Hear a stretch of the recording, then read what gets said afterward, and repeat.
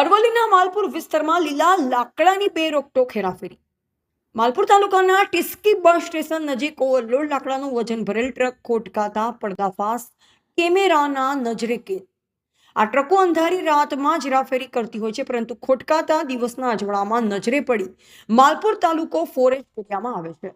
તો શું આ લીલા લાકડાની હેરાફેરી કાયદેસર હશે?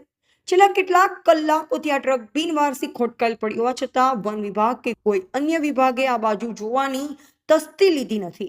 શું આવી રીતે લીલા લાકડાની હેરાફેરી કરવી કાયદેસર હશે કે પછી વન વિભાગના આવા લોકો પર ચાર હાથ છે?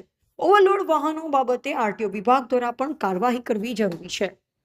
Bureau chief Alpesh Patel, DT news live 24, Aravalli.